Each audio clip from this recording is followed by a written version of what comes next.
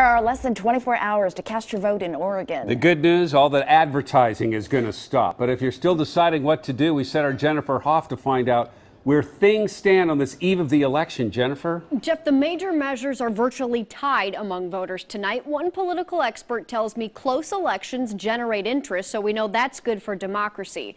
So here are the four to watch tomorrow. The fight to legalize marijuana might be Oregon's tightest race. The Washington Post reports out of 3 polls, 2 show Measure 91 winning, but the most recent has it losing.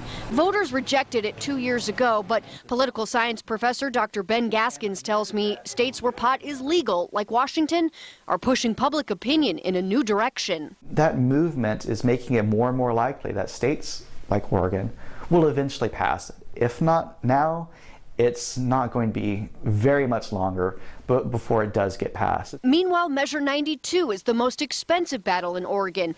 It would require foods be labeled if a product is genetically modified. Combined, both sides have raised a record $17 million and spent $13 million. The same Washington Post report says the measure's winning in 3 polls, but losing in the latest one. Most voters are either very confused about the issue or that they can see merits to both sides of the issue.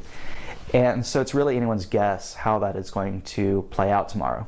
In last month's Oregon Public Broadcasting poll, 61% of voters opposed Measure 88, which would grant driver cards to undocumented immigrants. Supporters say it will make communities safer.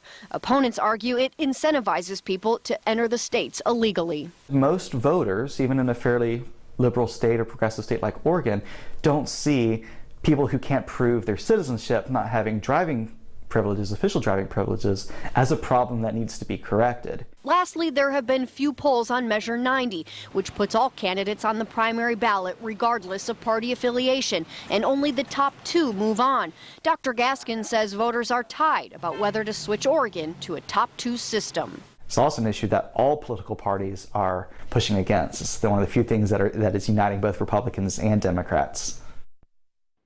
Those are the measures. As for the candidates, Dr. Gaskins is surprised Governor Kitzhaber only holds a 6 to 10 point lead over challenger Dennis Richardson.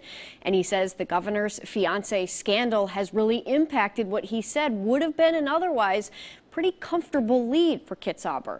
Meanwhile, Senator Merkley has a 21 point lead, pretty healthy, over Dr. Monica Webby. Jeff.